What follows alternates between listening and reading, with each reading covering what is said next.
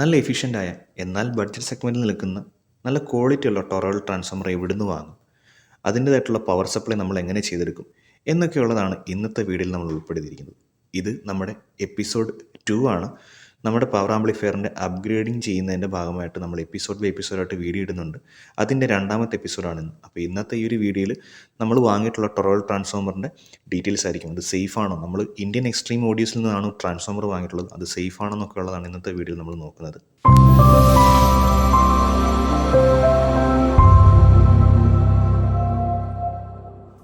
അപ്പോൾ ഇതാണ് നമ്മുടെ പഴയ ആംപ്ലിഫയറിൻ്റെ പവർ സപ്ലൈ സെക്ഷൻ എന്ന് പറയുന്നത്. ഡയോഡില്ല, കപ്പാസിറ്റേഴ്സ് എല്ലാം ജസ്റ്റ് ടാഗ് ചെയ്തിട്ട് വയറെല്ലാം സോൾഡർ ചെയ്ത് വെച്ചിരിക്കുകയാണ്. ഡോട്ട് പി സി ബിയും അതുപോലെ തന്നെ പവർ സപ്ലൈക്ക് വേണ്ടിയുള്ള ഡെഡിക്കേറ്റഡ് പി സി ബിയും അതുപോലെ കോപ്പർ ക്ലാഡ് ഞാൻ എടുത്തിട്ടുണ്ട്. പക്ഷേ നമുക്ക് കോപ്പർ ക്ലാഡിലും ഇതുപോലെ തന്നെ ഈ ഒരു ഡെഡിക്കേറ്റഡ് പി സി ബിയിൽ നമുക്ക് ചെയ്യാൻ പറ്റില്ല, കാരണം കപ്പാസിറ്ററിൻ്റെ സൈസ് കൂടുതലാണ്.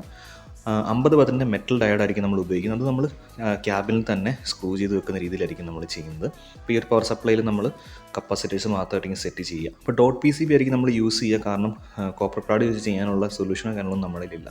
കപ്പാസിറ്റേഴ്സ് എല്ലാം അടുക്കി വെച്ചിട്ട് നമ്മൾ ജസ്റ്റ് മാർക്കിങ്സ് ഒക്കെ ചെയ്യുകയാണ്. അപ്പോൾ നമ്മുടെ വീഡിയോ ആദ്യമായിട്ട് കാണുന്നവരാണെങ്കിൽ നമുക്കൊരു പവർ ആംപ്ലിഫയർ ഉണ്ടായിരുന്നു, അത് നമ്മൾ ജസ്റ്റ് റീവർക്ക് ചെയ്തെടുക്കുകയാണ്. ഒന്നും കൂടി പവർഫുൾ ആക്കാൻ വേണ്ടിയിട്ട് ട്രാൻസ്ഫോമറൊക്കെ ചേഞ്ച് ചെയ്ത് ജസ്റ്റ് സ്റ്റീരിയോ ആക്കി മാറ്റിയെടുക്കണം. അതിൻ്റെ സെക്കൻഡ് എപ്പിസോഡാണിത്. ഫസ്റ്റ് എപ്പിസോഡിലേക്കുള്ള ലിങ്ക് ഞാൻ ഡിസ്ക്രിപ്ഷനിൽ കൊടുക്കുന്നുണ്ട്, താല്പര്യം ഉണ്ടെങ്കിൽ കണ്ടു നോക്കി കഴിഞ്ഞാൽ നമുക്ക് ഏകദേശം ഐഡിയ കിട്ടുന്നതായിരിക്കും. അപ്പോൾ കപ്പാസിറ്റേഴ്സ് എല്ലാം മാർക്ക് ചെയ്തതിന് ശേഷം നമുക്ക് ഇതിനകത്ത് വയർ കണക്ട് ചെയ്യാൻ വേണ്ടിയിട്ട് ഈ ടൈപ്പ് കണക്ടേഴ്സാണ് ഉപയോഗിക്കുന്നത്. ഇത് നമുക്ക് 2 ലെഗ് വരുന്നുണ്ട്. അപ്പോൾ കാരണം 4 സ്ക്വയറിൻ്റെ ഒക്കെ വയറാണ് നമ്മൾ മിക്കവാറും പവർ സപ്ലൈക്ക് വേണ്ടിയിട്ട് ഉപയോഗിക്കുക. അപ്പം അത്രയും കട്ടിയായിട്ടിരിക്കാൻ വേണ്ടിയാണ് 2 ലെഗ് ഉള്ളത്. അപ്പോൾ സോൾഡർ ചെയ്തുമ്പോൾ അത്രയും സ്ട്രോങ് ആയിട്ട് അവിടെ ഇരുന്നോളും. അപ്പം negative supply, central ground, positive supply എന്നുള്ള രീതിയിൽ നമ്മൾ കറക്റ്റായിട്ട് അറേഞ്ച് ചെയ്തതിന് ശേഷം ജസ്റ്റ് ഡ്രിൽ ചെയ്ത് അതിൻ്റെ ഹോളൊക്കെ ഇടുകയാണ് ചെയ്യുന്നത്. ട്രാക്ക് എടുക്കാനായിട്ട് നമ്മൾ വയർ തന്നെ ആയിരിക്കും ഉപയോഗിക്കുക. അപ്പോൾ എന്തായാലും നമുക്ക് ഹോൾസ് എല്ലാം നമുക്ക് ഡ്രിൽ ചെയ്ത് സെറ്റ് ചെയ്തെടുക്കാം. അപ്പോൾ കപ്പാസിറ്റേഴ്സ് എല്ലാം കറക്റ്റായിട്ട് അടുക്കി വെച്ചതിന് ശേഷം ഇത് ടൈറ്റ് ആണോ അല്ലെങ്കിൽ കറക്റ്റ് നേരെ തന്നെയാണോ ഇരിക്കുന്നത്, ലെഗ് ചരിഞ്ഞോ അല്ലെങ്കിൽ അലൈൻമെൻറ്റ് എല്ലാം കറക്റ്റ് ആണോ എന്നുള്ളത് ജസ്റ്റ് ഒന്ന് കൺഫേം ആക്കുക. അതിനുശേഷം നമുക്ക് ആദ്യമേ നമ്മുടെ ഈ ഒരു കണക്ടേഴ്സ് എല്ലാം വെച്ച് നോക്കി കറക്റ്റ് ആണോ എന്നുള്ളത് കൺഫേം ചെയ്തതിന് ശേഷം ആയിരിക്കും നമ്മൾ ബാക്കി ചെയ്യുക. അപ്പോൾ ഈ ഒരു പി സി ബിക്ക് ഒരു ബ്ലാക്ക് കളർ കൊടുക്കാൻ വേണ്ടിയിട്ട് ഞാൻ ആദ്യം ഈ ഒരു സ്റ്റിക്കറാണ് ഉപയോഗിച്ചത്. പക്ഷേ ഈ ഒരു സ്റ്റിക്കർ ഉപയോഗിക്കുമ്പോൾ നമ്മൾ ശ്രദ്ധിക്കേണ്ട ഒരു കാര്യം എന്ന് പറഞ്ഞെങ്കിൽ ഈ ടൈപ്പ് സ്റ്റിക്കറുകളുടെ ഗം, അതായത് ബാക്ക് സൈഡിലുള്ള ഒരു ഒട്ടിപ്പ് പശ ചിലപ്പോൾ കണ്ടക്റ്റിംഗ് ആയിരിക്കും. അപ്പം ആ ഒരു കാരണം കൊണ്ട് ചിലപ്പോൾ ഷോർട്ട് സർക്യൂട്ടോ അല്ലെങ്കിൽ ലീക്കേജ് ഒക്കെ ഉണ്ടാവാൻ ചാൻസ് ഉണ്ട്. അപ്പോൾ ആ ഒരു ഭാഗം, അതായത് നമ്മുടെ കപ്പാസിറ്ററിൻ്റെയും വയറിൻ്റെയൊക്കെ ലെഗ് വരുന്ന ഭാഗത്ത് നമ്മൾ സ്റ്റിക്കർ കട്ട് ചെയ്ത് മാറ്റിയിട്ടായിരിക്കും ചെയ്യുന്നത്. അപ്പോൾ ഈ ഒരു വീഡിയോയിൽ നിങ്ങൾക്ക് കാണുന്ന പോലെ തന്നെ കപ്പാസിറ്ററും നമ്മുടെ കണക്ടേഴ്സൊക്കെ വരുന്ന ഭാഗത്ത് സ്റ്റിക്കർ കട്ട് ചെയ്ത് മാറ്റിയിട്ടാണ് ഞാൻ ഈ ഒരു ഭാഗത്തേക്ക് വെക്കുന്നത്. അപ്പോൾ ആദ്യം നമ്മുടെ കണക്ടേഴ്സ് എല്ലാം സോൾഡർ ചെയ്ത് പി സി ബിയിലേക്ക് പിടിപ്പിക്കാം. അതിനുശേഷം നമുക്ക് കപ്പാസിറ്റേഴ്സും സോൾഡർ ചെയ്ത് പിടിപ്പിക്കാം. അതിനുശേഷമായിരിക്കും നമ്മൾ വയർ ഇതിലേക്ക് സോൾഡർ ചെയ്യും. അപ്പോൾ നല്ല ക്വാളിറ്റിയുള്ള വയർ നമ്മൾ ട്രിവാൻഡ്രം തകരപ്പറമ്പിൽ നിന്നാണ് വാങ്ങിച്ചത്. 4 സ്ക്വയറിൻ്റെ വയറാണ് നമ്മൾ എടുക്കുന്നത്, കാരണം ഏകദേശം 62-63 വോൾട്ടോളം നമുക്കിതിനകത്ത് കടന്നു പോകുന്നതാണ്. അപ്പോൾ നമ്മുടെ കണക്ടേഴ്സ് എല്ലാം സോൾഡർ ചെയ്ത് പിടിപ്പിച്ചു. പിന്നെ ശ്രദ്ധിക്കുക, കപ്പാസിറ്റേഴ്സ് പ്ലേസ് ചെയ്യുന്ന സമയത്ത് പോസിറ്റീവ് ലെഗും നെഗറ്റീവ് ലെഗും കറക്റ്റായിട്ട് വരുന്ന രീതിയിൽ സെറ്റ് ചെയ്യാൻ നോക്കുക. ജസ്റ്റ് ഗൂഗിളിൽ സെർച്ച് ചെയ്ത് കഴിഞ്ഞാൽ നമുക്കിതിൻ്റെ സർക്യൂട്ട് ഡയഗ്രം കിട്ടുന്നതായിരിക്കും. അപ്പോൾ അത് നോക്കി കറക്റ്റായിട്ട് അലൈൻ ചെയ്യുക. അപ്പോൾ നെഗറ്റീവ് സപ്ലൈ വരുന്നിടത്ത് കപ്പാസിറ്റർ 2 കപ്പാസിറ്ററിൻ്റെയും നെഗറ്റീവ് ലെഗ് വരുന്ന രീതിയിൽ സെറ്റ് ചെയ്താൽ മതി. അപ്പുറത്തെ സൈഡ് പോസിറ്റീവ് വരുന്ന രീതിയിലും സെറ്റ് ചെയ്യുക. അപ്പോൾ ഈ ഒരു വീഡിയോയിൽ കാണുന്ന പോലെ തന്നെ റൈറ്റ് സൈഡിലായിരിക്കും നമുക്ക് നെഗറ്റീവ് സപ്ലൈ, അപ്പുറത്തെ സൈഡിൽ പോസിറ്റീവ് സപ്ലൈ എന്നുള്ള രീതിയിലായിരിക്കും വരുന്നത്. അപ്പോൾ വയർ ഇതിന് ആവശ്യമായിട്ടുള്ള രീതിയിൽ കട്ട് ചെയ്തെടുത്തിട്ടായിരിക്കും നമ്മൾ ഇതിലേക്ക് സോൾഡർ ചെയ്ത് പിടിപ്പിക്കുക. നമ്മൾ നേരത്തെ പറഞ്ഞ പോലെ തന്നെ തകരപ്പറമ്പിലൊരു ഷോപ്പുണ്ട്. ഷോപ്പിൻ്റെ പേര് ഞാൻ കറക്റ്റ് ഓർക്കുന്നില്ല. അവിടെ കണക്ടേഴ്സും കേബിൾസും എല്ലാം അവൈലബിൾ ആണ്. അവിടെ നിന്നാണ് കേബിൾസ്, നമ്മുടെ 3 കോർ ഷീൽഡ് വയറും എല്ലാം നമ്മൾ ആ ഒരു കടയിൽ നിന്നാണ് വാങ്ങിച്ചത്. ഷോപ്പിൻ്റെ പേര് എനിക്ക് കറക്റ്റ് ഓർമ്മയില്ല. സോൾഡർ ചെയ്യുമ്പോൾ ശ്രദ്ധിക്കുക, ഒരു രീതിയിലും നമുക്ക് ലീക്കോ അല്ലെങ്കിൽ ഷോർട്ട് സർക്യൂട്ടോ ഒന്നും വരാത്ത രീതിയിൽ കൺഫേം ആയിട്ട് ചെയ്യുക. അപ്പം നമ്മൾ വയറിന് കളർ കോഡ് ഇടുകയാണെങ്കിൽ എളുപ്പമാണ്. അപ്പം ഗ്രൗണ്ട് വരുന്ന ഭാഗത്ത് ബ്ലാക്ക് വയറും, പോസിറ്റീവ് സപ്ലൈ വരുന്ന ഭാഗത്ത് റെഡ് വയറും, നെഗറ്റീവ് വരുന്ന ഭാഗത്ത് നമുക്കൊന്നെങ്കിൽ നീലയോ അല്ലെങ്കിൽ മഞ്ഞ കളർ ഇടുകയാണെങ്കിൽ നമുക്ക് കറക്റ്റായിട്ട് മനസ്സിലാക്കാൻ പറ്റും. ഈ ഒരു വീഡിയോയിൽ കാണുന്ന പോലെ തന്നെ കപ്പാസിറ്റർ നെഗറ്റീവ് ലെഗ് വരുന്ന ഭാഗത്തെല്ലാം ഞാൻ മഞ്ഞ വയറിട്ട് അവിടെ നെഗറ്റീവ് സപ്ലൈ ആയിരിക്കും, വോൾട്ടേജ് സപ്ലൈ ആയിരിക്കും വരുന്നത്. സെൻട്രൽ കൂടെ ഗ്രൗണ്ടും അപ്പുറത്തെ സൈഡിൽ പോസിറ്റീവ് വരുന്ന രീതിയിലാണ് കൊടുത്തിട്ടുള്ളത്. ഞാനിത് ചെക്ക് ചെയ്ത് നോക്കി, പവർ സപ്ലൈ സെക്ഷൻ കറക്റ്റായിട്ട് വർക്ക് ചെയ്യുന്നുണ്ടെന്നുള്ളത് നമുക്ക് കൺഫേം ആയിട്ട് മനസ്സിലായി. ഞാൻ വോൾട്ടേജ് ചെക്ക് ചെയ്ത് നോക്കി, കറക്റ്റായിട്ട് വർക്ക് ആകുന്നുണ്ട്. ഇനി ഒരു കപ്പാസിറ്റർ അത്യാവശ്യം വെയിറ്റ് ഉള്ളത് കൊണ്ട് ഇത് കിടന്ന് ആടാതിരിക്കാൻ വേണ്ടിയിട്ട് ജസ്റ്റ് ഗ്ലൂ ചെയ്ത് ഒട്ടിച്ച് വെക്കാം. അതുപോലെ തന്നെ വലിയൊരു ടൈ ഉപയോഗിച്ച് നമുക്ക് ടാഗ് ചെയ്തും വെക്കാം. അങ്ങനെ നമ്മുടെ പവർ സപ്ലൈ സെക്ഷൻ പക്കയായിട്ട് റെഡി ആയിട്ടുണ്ട്. റെഡിമെയ്ഡായിട്ട് നമുക്ക് പവർ സപ്ലൈ വാങ്ങിക്കാൻ കിട്ടും, പക്ഷേ നമ്മൾ ജസ്റ്റ് ചെയ്തു എന്നേ ഉള്ളൂ. ഇനി നമ്മുടെ ട്രാൻസ്ഫോമറിലേക്ക് വരികയാണ്. അപ്പോൾ ഇതാണ് നമ്മുടെ 25 ആംപിയർ വരുന്ന ടൊറോയിഡൽ ട്രാൻസ്ഫോമർ എന്ന് പറയുന്നത്. ഇന്ത്യൻ എക്സ്ട്രീം ഓഡിയോസ് എന്ന് പറയുന്ന യൂട്യൂബ് ചാനലിൽ നിന്നാണ് ഞാനിത് വാങ്ങിച്ചിട്ടുള്ളത്. അവർക്ക് ഓർഡർ കൊടുത്താൽ നമ്മൾ പറയുന്നതനുസരിച്ചുള്ള ട്രാൻസ്ഫോമർ അവർ ചെയ്തു തരുന്നുണ്ട്. അപ്പം നിലവിലിപ്പം ഈ ഒരു ആംപ്ലിഫയറിൻ്റെ റീവർക്ക് കഴിഞ്ഞിട്ട് മാസങ്ങളോളമായി ഞാൻ വീഡിയോ ഇടാൻ ലേറ്റ് ആവുന്നതാണ്. പക്ഷേ ഇത്രയും നാളോട് ഉപയോഗിച്ചിട്ടും പക്ക വർക്കിംഗ് ആണ്, ലോസ് ഒന്നും ഇല്ലാതെ കറക്റ്റായിട്ട് വരുന്നുണ്ട്. 45-0-45-25 ആംപിയർ ടാപ്പിങ്ങും, അതേപോലെ തന്നെ 27-0-27 ഒരു 1 ആംപിയർ, 12-0-12 1 ആംപിയർ, പിന്നെ നമ്മുടെ main AC input 230 volt input കാണാൻ കഴിയുന്നുണ്ട്. പിന്നെ ഒരു 12-0-12 ഒരു 1 ആംപിയറും പിന്നെ ഒരു 12-0 ടാപ്പിങ്ങും ഇതിലേക്ക് കൊടുത്തിട്ടുണ്ട്. അപ്പം നമുക്ക് ആംപ്ലിഫയറിന് ആവശ്യമായിട്ടുള്ള എല്ലാ ടാപ്പിങ്ങും ഇട്ടിട്ടാണ് ഈ ഒരു ട്രാൻസ്ഫോമർ നമ്മൾ ഡിസൈൻ ചെയ്ത് നമുക്ക് വേണ്ടിയിട്ട് വാങ്ങിച്ചിട്ടുള്ളത്. അപ്പോൾ ഇതാണ് അതിൻ്റെ മുകളിൽ വരുന്ന ഒരു ഭാഗം എന്ന് പറയുന്നത്, ക്ലാമ്പ് ചെയ്ത് വെക്കാൻ വേണ്ടിയിട്ടുള്ള. ഇനി നമുക്ക് ഈ ഒരു ട്രാൻസ്ഫോമറിൻ്റെ ഭാരം എത്രത്തോളം ഉണ്ടെന്ന് നമുക്ക് നോക്കാം. ഏകദേശം 10 കിലോ അടുത്ത് ഈ ഒരു ട്രാൻസ്ഫോമറിൻ്റെ സൈസ് നമുക്ക് വരുന്നുണ്ട്. വീഡിയോയിൽ കാണുമ്പോൾ നമുക്ക് അത്ര വലിയ സൈസായിട്ട് തോന്നുന്നില്ല, ഭാരം വരുന്നുണ്ട്. വീട്ടിൽ കാണുമ്പോൾ അത്രയും സൈസായിട്ട് തോന്നുന്നില്ല, പക്ഷേ ശരിക്കും നല്ല അത്യാവശ്യം ഹെവി ആയിട്ടുള്ളൊരു ട്രാൻസ്ഫോമർ തന്നെയാണ്. വീട്ടിൽ നമുക്ക് കാണുമ്പോൾ നമുക്ക് ചെറുതായിട്ടായിരിക്കും തോന്നുക.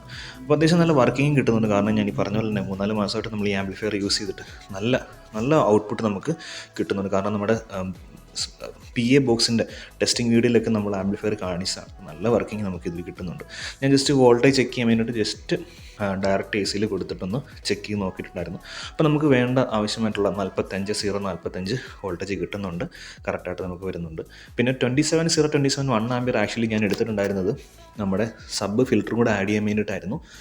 പക്ഷേ പിന്നീട് പ്ലാൻ മാറ്റി സബ് ഫിൽറ്ററൊന്നും വെക്കുന്നില്ല, പ്യുവർ സ്റ്റീരിയോ ആയിട്ട്, അതായത് നമുക്ക് ഫംഗ്ഷൻ കൊണ്ടുവെക്കാനും വീട്ടിൽ പാട്ട് കേൾക്കാനൊക്കെ വേണ്ടിയിട്ട് പ്യുവർ സ്റ്റീരിയോ ആയിട്ട് തന്നെ മെയിൻറ്റെയിൻ ചെയ്യാനായിട്ട് ഉള്ള പ്ലാൻ ആയതുകൊണ്ട് ആ 27-0-27 ടാപ്പിംഗ് നമ്മൾ ഉപയോഗിക്കുന്നില്ല. ബാക്കി 12-0-12 ടാപ്പിംഗ് ഒക്കെ നമുക്ക് ആവശ്യമായിട്ട് വരും. അപ്പോൾ ഇങ്ങനെയാണ് ഈ ഒരു ട്രാൻസ്ഫോമറിൻ്റെ ലുക്ക് എന്ന് പറയുന്നത്. അപ്പം ഏകദേശം ഒരു 6.25 ഇഞ്ച് 7 ഇഞ്ച് വരുന്നത് ഞാൻ മെഷർ ചെയ്തതിലൊരു മിസ്റ്റേക്ക് വന്നതാണ്. 6.25-7 ഇഞ്ചിനടുത്ത് ഏകദേശം ഒരു ഡയമീറ്റർ ഈ ഒരു ട്രാൻസ്ഫോമറിന് വരുന്നുണ്ട്. ഹൈറ്റ് നോക്കുകയാണെങ്കിൽ ഏകദേശം 4 ഇഞ്ച് ഹൈറ്റാണ് ഈ ഒരു ട്രാൻസ്ഫോമറിന് വരുന്നത്. നമ്മുടെ നേരത്തെ ഉള്ള ട്രാൻസ്ഫോമറായിട്ട് കമ്പയർ ചെയ്യുന്ന ഒരു ഭാഗമാണ് നമ്മളിപ്പോൾ കണ്ടുകൊണ്ടിരിക്കുന്നത്. വല സൈഡ് ഇരിക്കുന്നതാണ് നമ്മുടെ നേരത്തെ EI കോർ ട്രാൻസ്ഫോമർ എന്ന് പറയുന്നത്. അപ്പോൾ അതിൻ്റെ സൈസ് നിങ്ങൾക്ക് മനസ്സിലാക്കാൻ വേണ്ടിയിട്ടാണ് ഞാനൊരു ബാറ്ററി എടുത്ത് വെച്ച് കാണിക്കുന്നത്. അങ്ങനെ ഭയങ്കരമായ സൈസ് ഞാൻ പറയുന്നില്ല, പക്ഷേ അത്യാവശ്യം ഹെവി ആയിട്ടുള്ള ട്രാൻസ്ഫോമർ തന്നെയാണ്. നമ്മുടെ നേരത്തെ ട്രാൻസ്ഫോമറും ഹെവി ആയിട്ടുള്ള തന്നെയാണ്. അപ്പോൾ നമ്മൾ ഈ ഒരു ട്രാൻസ്ഫോമർ ഓൾറെഡി നമ്മൾ വേറൊരു ആംപ്ലിഫയറിൽ വെച്ച് അസംബിൾ ചെയ്ത് കൊടുത്തതിൻ്റെ വീഡിയോ നമ്മൾ ഓൾറെഡി കാണിച്ചതാണ്. ഇനി നമുക്ക് ഇതിൻ്റെ voltage output, DC voltage output ഒന്ന് ചെക്ക് ചെയ്ത് നോക്കാം. നമുക്കിവിടെ കാണാൻ കഴിയുന്നുണ്ട് 62.5 വോൾട്ടാണ് നമുക്ക് DC ആക്കിയതിന് ശേഷം നമുക്ക് കിട്ടുന്നത്. അപ്പോൾ മഹാരാജയുടെ ഈ കാണുന്ന 8 ട്രാൻസിസ്റ്റർ മോണോബോർഡായിരിക്കും നമ്മൾ ആംപ്ലിഫയറിന് വേണ്ടി ഉപയോഗിക്കുന്നത്. നേരത്തെ ഉപയോഗിച്ചിട്ടുണ്ടെങ്കിൽ അത് തന്നെയാണ്, സെയിം ബോർഡ് തന്നെയാണ് ഉപയോഗിക്കുന്നത്. ഇതിൽ മാക്സിമം മഹാരാജ ബ്രാൻഡ് പറയുന്ന അനുസരിച്ച് ഏകദേശം 70 വോൾട്ട് വരെ DC ഇതിലേക്ക് നമുക്ക് കൊടുക്കാൻ കഴിയും. പക്ഷേ നമ്മളിവിടെ ഒരു 62.5 വോൾട്ട് വരെയാണ് നമുക്ക് കൊടുക്കുന്നത്. ആ രീതിയിലായിരിക്കും ഇതിൻ്റെ വർക്കിംഗ് നമുക്ക് കിട്ടുക. അപ്പോൾ ഇങ്ങനെയാണ് നമ്മൾ ജസ്റ്റ് വോൾട്ടേജ് ചെക്ക് ചെയ്യുമ്പോൾ നമ്മുടെ പവർ സപ്ലൈ സെക്ഷനും ഓക്കെയാണ്, ട്രാൻസ്ഫോമറിൻ്റെ സെക്ഷനും ഓക്കെയാണ്. അപ്പോൾ നമുക്ക് എല്ലാം പക്കയായിട്ട് വരുന്നുണ്ട്.